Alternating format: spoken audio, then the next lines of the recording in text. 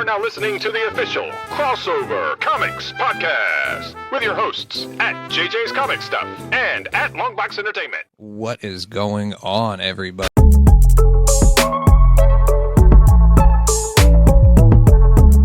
What's up, folks? This is Crossover Comics. I'm JJ, and this is Longbox.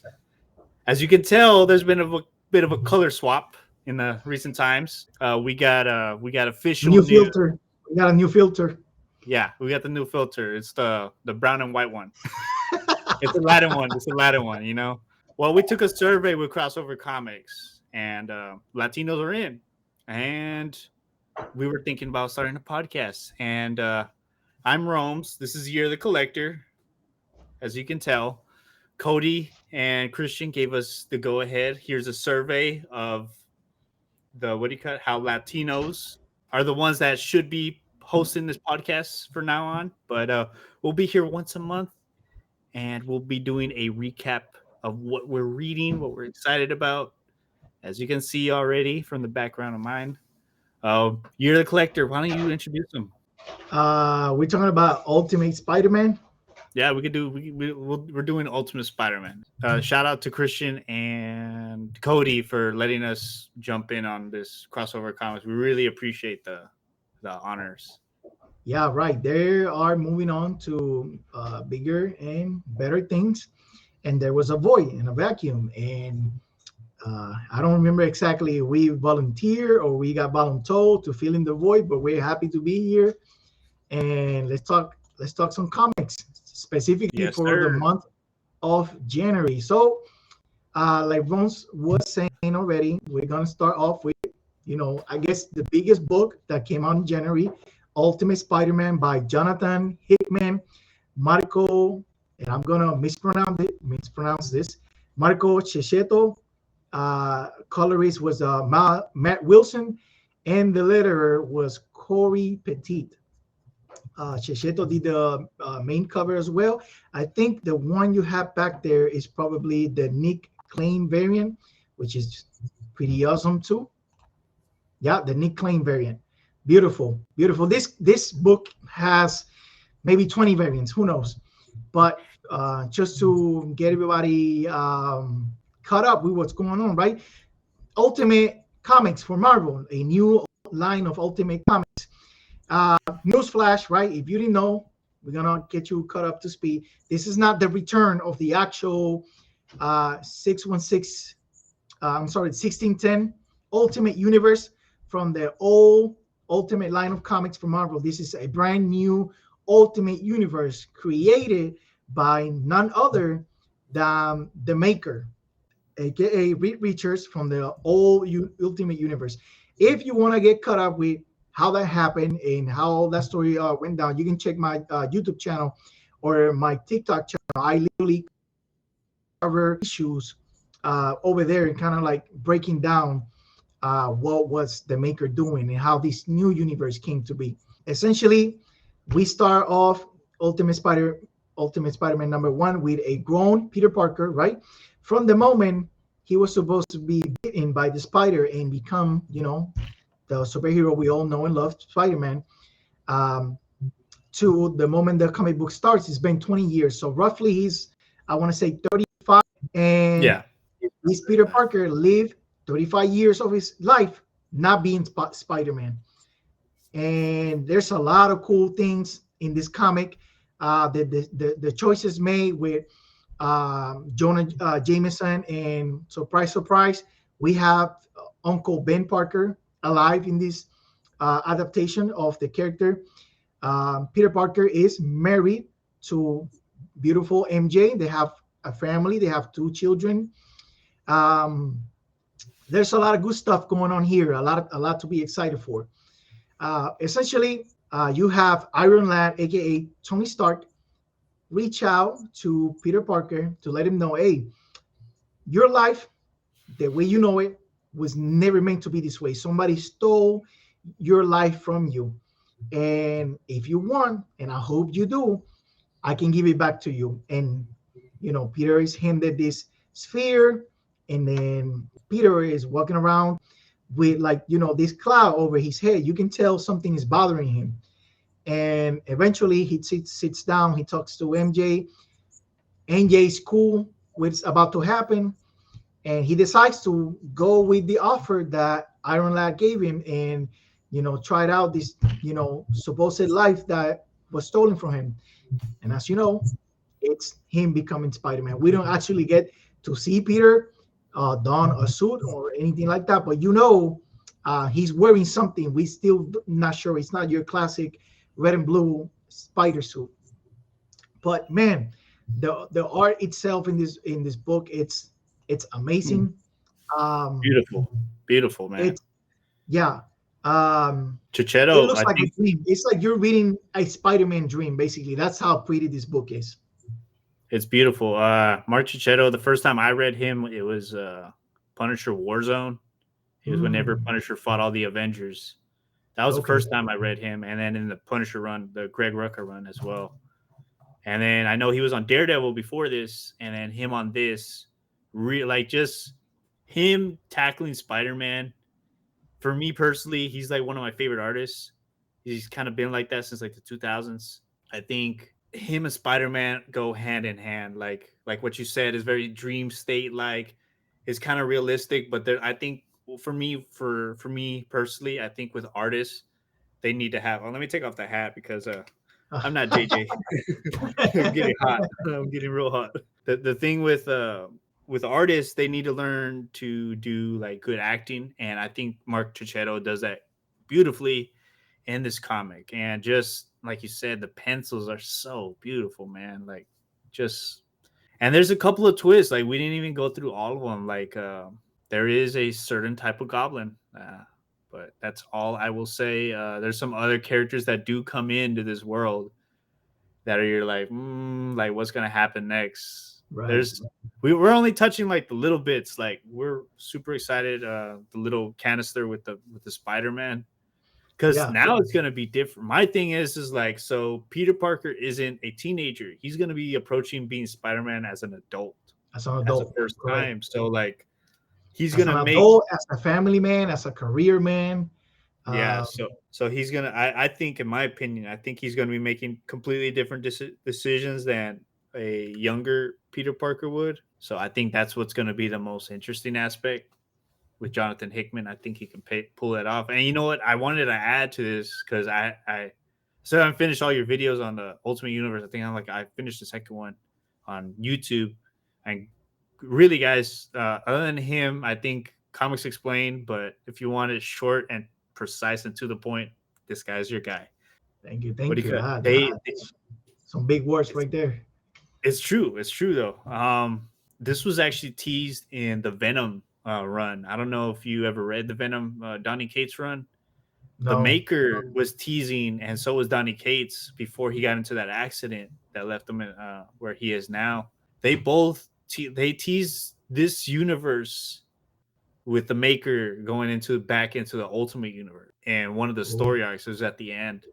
So like it's kind of crazy how that all ties back into this right here. So I think that's super cool, and I didn't know I'm ready for more Ultimate Universe. That's pretty cool. I was also gonna say, we're gonna try to cap it off at 10 minutes here because we got a couple more books to talk about. But I like the depiction of some of these characters already, right? Like you already can tell Peter is he's wise, he's very considerate, right? Because he didn't just jump into the opportunity of changing his life, and living this new adventure, or whatever it might be. You could tell there very much, and she's very supportive. She pretty much said, hey, if this new life you're about to venture doesn't change anything between us, go get him, Tiger, right? We already know, support, love. Then you have Jonah Jameson. Is literally Jonah Jameson, right? Not much change there. But since Ben Parker is alive in this world, he was like the what was his title in the newspaper? In the comic? In this one or the old one? In this one, he has like specific title in the newspaper, like editor. He's like the chief editor. Right. He's so there is like a really nice camaraderie and like like a real kind of like bromance there between Jonah Jameson and Ben Parker. That is an interesting choice, and it's pretty cool. You could tell they're like, very close, because Jonah Jameson quits in a blazing fire on his way out of the newspaper, and Ben Parker read the room, man a few words, gave a little smirk, and walked out behind his friend. So I was like, okay. And then they said they're gonna start their own thing together. So I really like the depiction of Ben Parker in this universe. It's very interesting. 10 out of 10. No additional notes. Same here. 10 out of 10. Very interesting. Leaves you enough to be intrigued for what happens next. Solid first issue. The stakes are already high, and the intrigue is definitely there. And they leave it with enough mystery to have you wanting more. So they gave you enough, but enough to be like, well, what's coming next? Exactly. So, very excited for that. Very excited. All right, what's next? What's next on the docket? We can talk about Superman Lost. Oh man, dude! So we had like a previous episode. It's should be up by now. Hopefully, it's kind of like a prequel episode of this to our new podcast here, the monthly recap. Where it all started. Yeah, and we're gonna we talked about it there. So I got curious. I started reading it. I got up to like halfway through issue 5, and I can't put it down. Like, it's incredible. Like, it's a really good story, and they even touch on some aspects which I really appreciate. I didn't want to like talk about it too much. I don't really like talking about this subject. They delve into politics without feeling like it's coming out of like hurt feelings. It's more like they approach it with maturity and just with the things that are happening, I guess, that happen every day around the other side of the world, and the way they tackle it in this, like, just lightly, because it's a sci-fi thing, and usually sci-fi is usually an allegory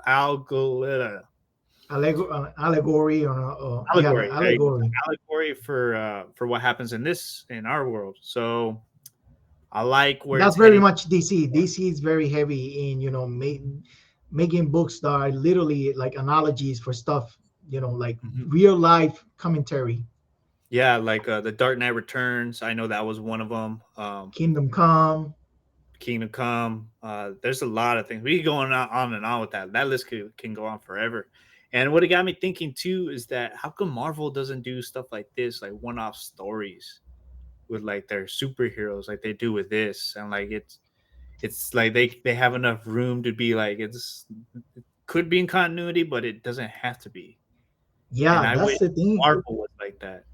That's the thing about Superman Lost. Like, a lot happens, and you're only halfway there, right? But Yeah, I'm only there's halfway. more stuff that happens that for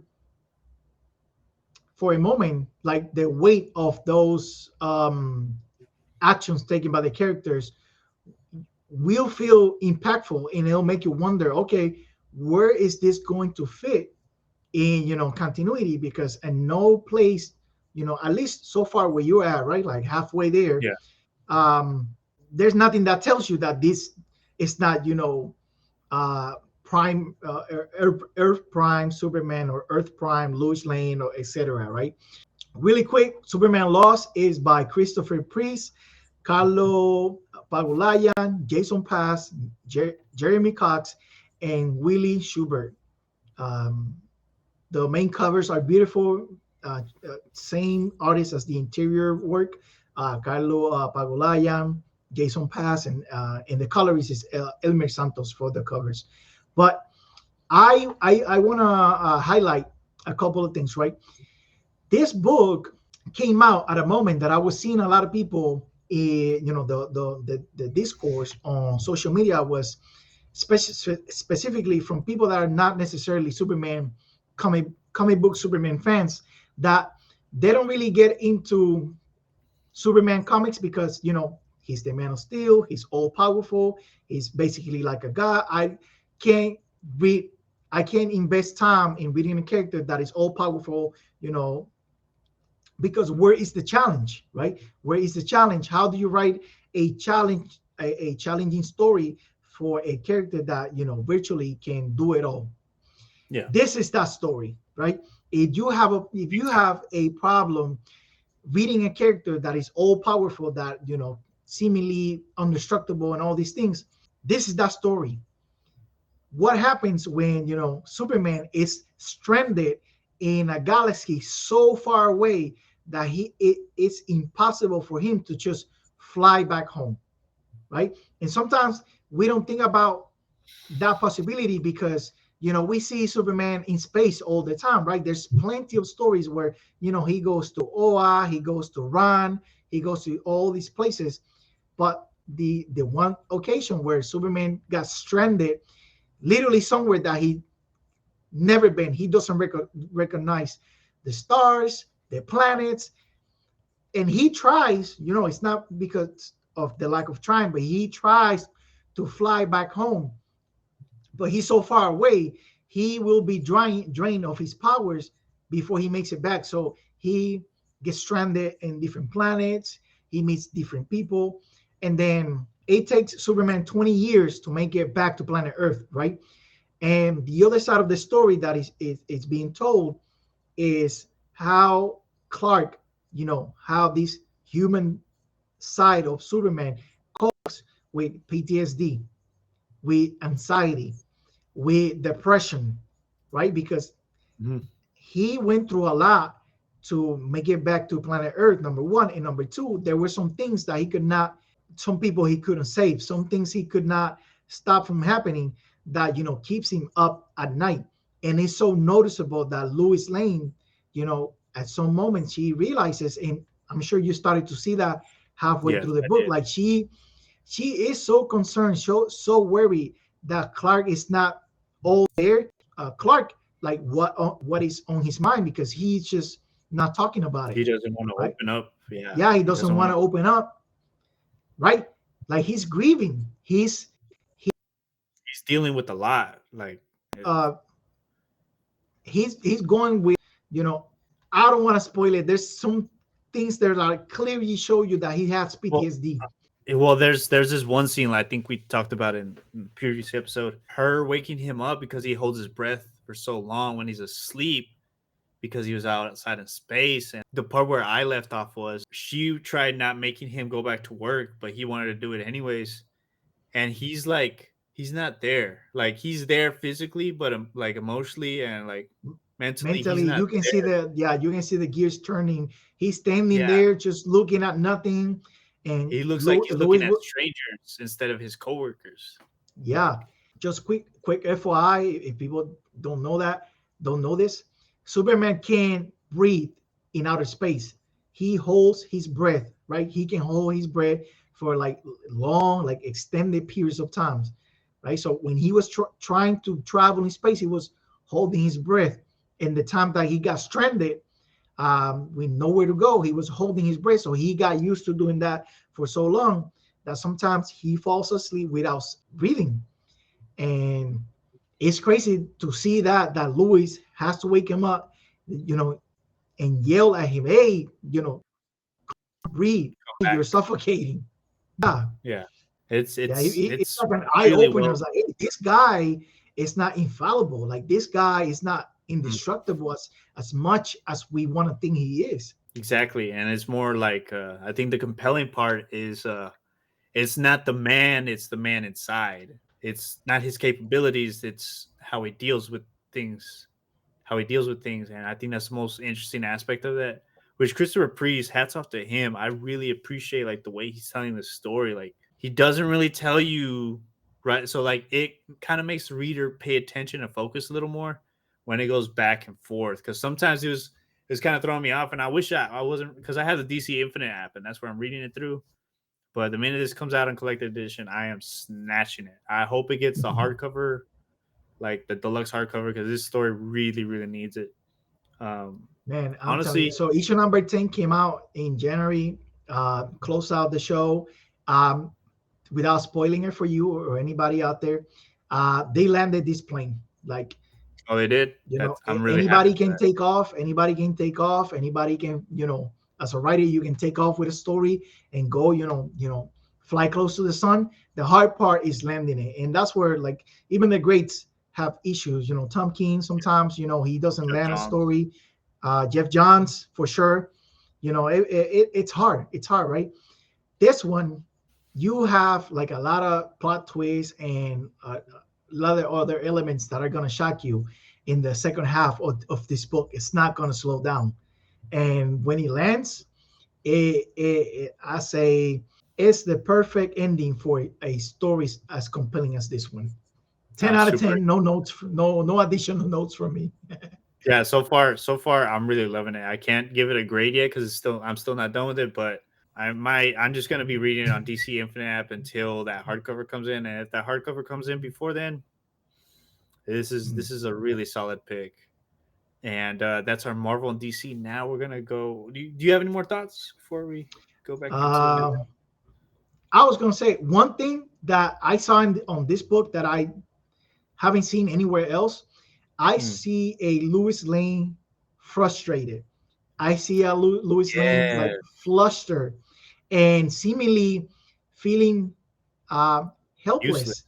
Yeah, there you go. Useless, that she can't help Clark with what he's going through at the beginning because he won't open up, and at the end because at the end of the day he's still Superman. He's longing for the people he couldn't help, basically. Yeah, and that's the worst thing about Superman, because it's everybody else. It's not him. Like, what pains him the most, and I think that's what other villains use against him, is they use the people around him, or the humanity or I guess just his connection to other people. Yeah, seeing people in trouble, that's his biggest, like, he'll stop what he's doing over here to come and help. And that's his, I wouldn't say it's a flaw, but it's an explodable character trait. It's an explodable. Yeah, exactly. Man, listen, perfect. Lois Lane specifically in this issue that you read, she gets jealous. Like, out of nowhere, she starts coming at Diana. Like on the very first page when she mentions something about, I know it's probably that that bathing suit that you'll be flying around with, and then Diana is like, "Whoa, Lois, Clark and I have never," and she's like, "I'm sorry, I'm a little flustered. That's not me. I don't know why that came out, but but it feels so frustrated. Natural. Yeah, when people are frustrated, they say things that they don't mean, and then at the end, she so frustrated going on. She literally went like, I haven't got there yet, but I could. It happens on the very last issue. Like in the first couple of like pages, like the way she said it, she just like, I could feel the attitude behind the way she said it and the way she looked. I think that's such a good part about the art. It makes a character human, right? Like, people are flawed. People get upset. People, when people are like feel trapped, they want to scream, they punch walls, they do like, it makes Lois so human in this book, and it makes their relationship like more relatable in that aspect, because couples fight, couples have issues, life gets in the way, and you see that in this book. That's it. Well, I'm gonna stop, because if I keep going, I'm just gonna spoil it.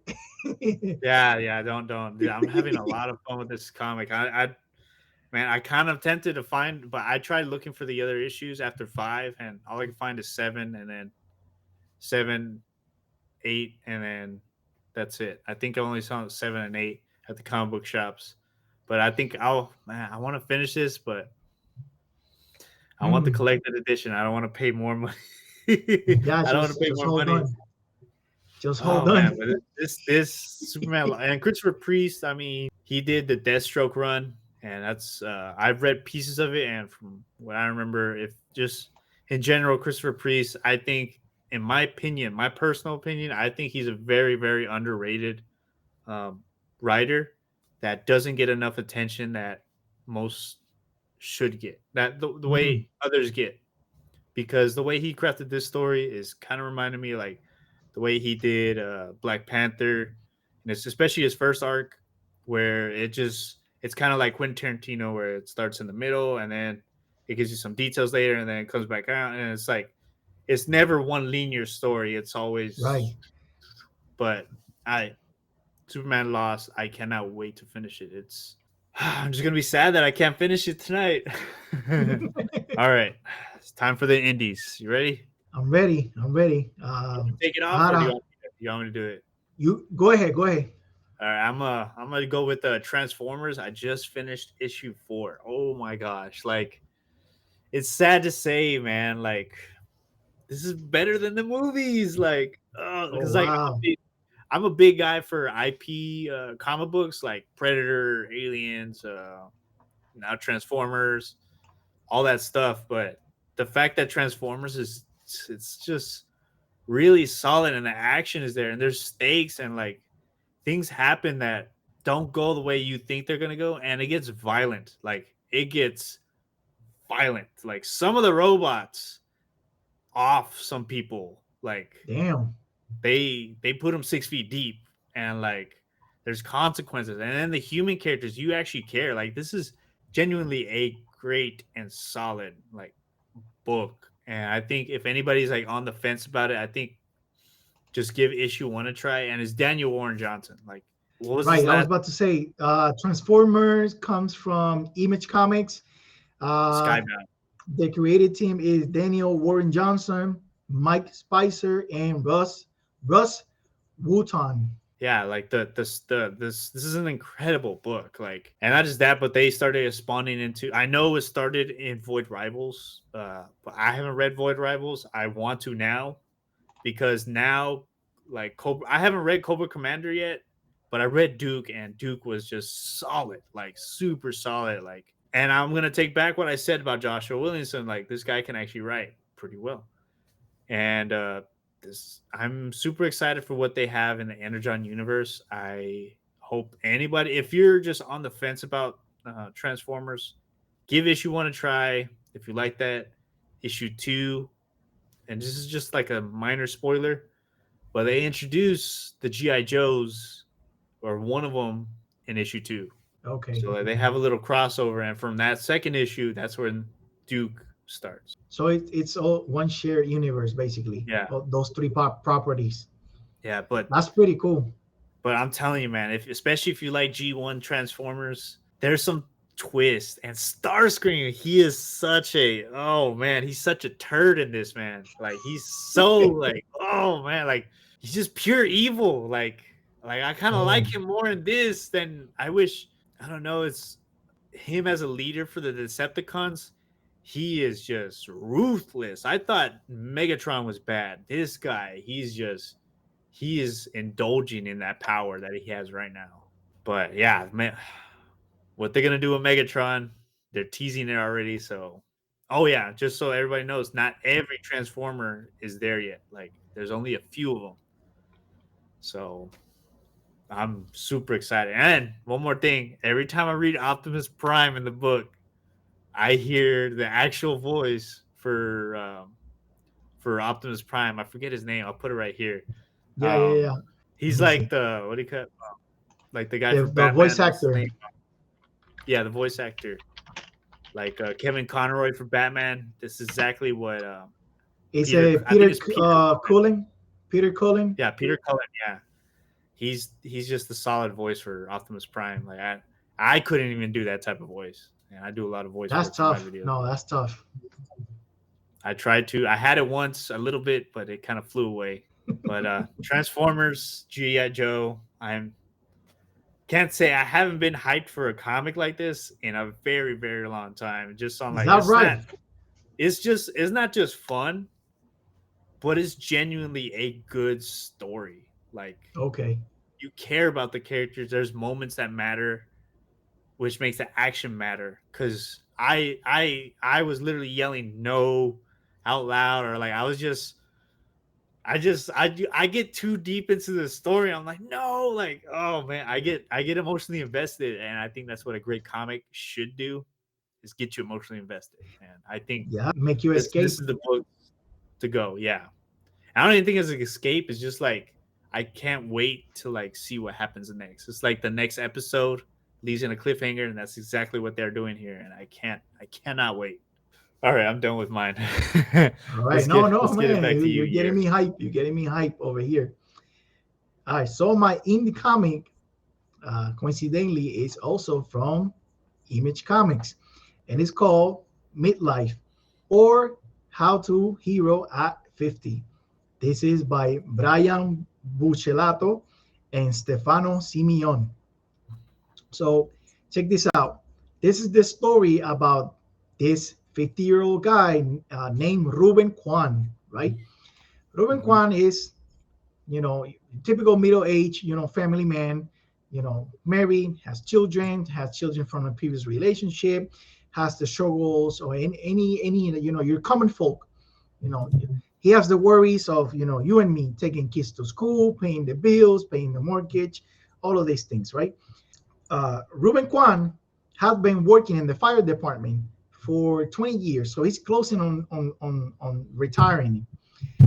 But the thing about his career is that he's been a desk jockey, firefighter for 20 years. Why is that? Well, his father was a firefighter, right? And yeah. supposedly his father was like the greatest firefighter people knew, and that's how they talk about him. And unfortunately, Ruben's father lost his life in a firefight rescue mission. So Ruben decided to, follow in his father's footsteps and become a firefighter too. So far, so good. But on his first day in the job, first fire rescue mission, he discovered something about himself. He was afraid of fire, like petrified. Oh, what? Yes, he, like some people are afraid of something. They just can't react, can't even move. They just stay they're there. petrified, right? Yes. No So fear. that's what happened to Ruben. He didn't quit being a firefighter. They just, move him from, the action to be a desk jockey. And, 20 years later, the people in the department, people that have worked with him or for him, or they know about him, they don't respect him because, what do you do with a firefighter that's afraid of fire, right? And they tease him. They say these things to his face. But but besides that, Ruben is like a really nice guy, really, excellent father, great family man. He goes out of his way to look out for people, and specifically, he has some friends that are down on their luck that are living on like a homeless camp out in the outskirts of the city, right? And he goes out there and check on them every now and then, make sure those people, are taken care of and not getting in trouble or whatever. And on one occasion, he goes to check on one friend that he has living on the street over there, and he sees that there's a fire in the tents, and somebody's dog, somebody's pet is inside the tent. So he musters all the courage he can to go rescue that little puppy. And when he goes in there, the fire causes an explosion with him inside. And when the smoke settles, Ruben is standing still unscathed. It turns out Ruben Kwan is fireproof. Oh, this is very interesting. Now you sold me. That's a pitch elevator. That's an elevator pitch right there. That's good, man. That sounds solid. So now Ruben he tells like his close friends, and then between the three of them, they try to figure out how his power works, how to help people. So he starts to figure it out on his own. He gets like a suit with like a helmet, and he goes out there and he starts, rescuing people secretly. Nobody knows that this guy that's been scared of fire for the last 20 years is now out there saving people from fires. And slowly but surely, he starts to show that not only fireproof, but he has like fire telekinesis abilities that he can like manipulate fire. And there's also hints in the story that probably his father had these same powers. Hence why his father was known as, the greatest firefighter of all time to everybody that worked for the department. So it starts to like, lay these layers on top of you as you read the comic. I wonder if they're gonna do a show out of this. This seems like it could be like pretty good. Like this, it seems like it get picked up by Amazon or something. Like genuinely, and not just that, but my dad. Hopefully, he's watching. He was a firefighter or he was a paramedic for 34 years. Damn. So Yeah, he would like the he would like that. This is your average Joe kind of guy, Story. story until boom, one day he discovered he had these powers. Issue number where is it at? Issue number 4 came out in January 10th. So that's where the comic book is currently. That sounds. I'm loving it so far. This sounds really good. I think I might have to go and find this. Yeah, I it took me a minute to pick an indie comic to talk about for the last month because there was a few good ones, but this one's the one that's fairly more developed compared to the other ones. And I think this is a story that anybody can read and relate to in different ways. I love the fact that his biggest fear is his biggest weapon or like his biggest strength. Yeah. And that I really love stories like that. That sounds very like I don't know. Those are for me personally. They feel very genuine because it's like coming from I guess conquering fear. I think that's why I liked Jessica Cruz's story so much, or I guess Green Lanterns too. Conquering fear is like one of my favorite aspects in a story. Like so, this sounds like it's up my alley. I'm gonna have to probably pick this up now. Yeah, I'm sorry. I keep selling It's you okay, all man. these books. That's what we're here for now. I'm gonna have to sign up for this one now. I'm a bad influence on you. We'll figure it out. I'll figure it out. I work at a comic book store. I think I could get some comics for free. But all right. Do we have anything else you want to talk about before we end this? No, that's it. I'm looking forward to do. You want to talk about what you're looking forward for February? I guess, or in my pool box, I guess. I'm excited. Oh, this is what I wanted to talk about. Next time when we're here, I think I want to talk about it. It's the new Wolverine story. It was taken from the Sabretooth, because it was Sabretooth, and then because a lot of people don't know about Sabretooth. They just think he's just a dumb brute, but he's very calculating. He's very conniving, and he's very if written well. He's a very underrated villain.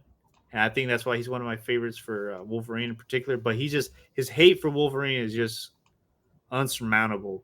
It got kicked off from Sabretooth to Sabretooth and the Exiles. And what happens at the end of the Exiles, they deal with like multiversal stuff. Well, things come into this one and they all hunt Wolverine. And supposedly this new Wolverine story arc is supposed to be like the most bloodiest or the most intense. And really? People are like, yeah, I have a friend. Shout out to Travis. I'll put his thing right here on TikTok. Me and him were talking about it, and he was hyping it up. And I'm like, okay, I gotta read this. Hopefully, because my thing with Benjamin Percy, he doesn't really know how to land the ship right. So with the help of the Sabretooth writer, hopefully he can stick the landing this time. Because this, like the way they hyped it up in the Sabretooth and Exiles, I hope this pays off pretty well because I know the Fall of X is happening right now, so that's the one I'm really excited about reading, like super excited. So the 3 books I am excited for next month is Batman 142 is gonna start the new arc.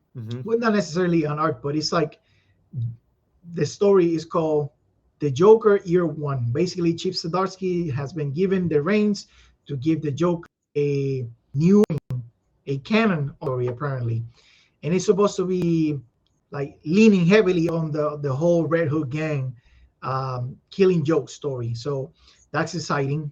The other from Marvel, I'm excited about Spider-Woman. I know Spider-Woman is on issue 3 already by the end of January, but I haven't read issue 3. by the time of this recording. But issue 4 comes out next month. I'm very excited. It got extended to an ongoing series. So thank you everybody for supporting my girl's book. And for Indie, I got from Image Comics, Crave. I will probably talk to you about Crave next month in a very and censor way, because it's an adult theme comic. It's okay. We can work around it. Right. We can definitely work around it. And plus, this isn't live, so I can always fix it in post. Yeah, you can throw in a couple beeps there and just censor my. Oh no, I don't do beeps. I'm gonna do like the quacks. Like, I don't know if you've seen the quacks. Even better. Hey, make it funny, you know what I mean? Like, people are gonna throw it off. But I gotta say another big thank you for Cody and Christian. This is a big honor. Godfathers, shout out. Go follow. Go check their and everything. Go check their podcast, Color Break. Yeah, make sure you go and check out their Color Break podcast. They do a really, really solid podcast. I'm a big fan of the podcast personally, not just because even if they weren't, if I didn't know them, I'm pretty sure I would subscribe or follow them on YouTube. So they're going to be moving off of this channel. They're going to be going to Color Break themselves, and we wish them the best of luck. And thank you again, Cody and Christian, like from the bottom of my heart, and pretty sure Year as well. We really appreciate this opportunity. And we're going to try to get more community members from Crossover Comics on here, and we'll even do submissions of short little videos that we could probably clip in. So thanks, guys. We really appreciate it for you sticking around to this long. Deuces, guys. We'll be back next month. We're out. Bye.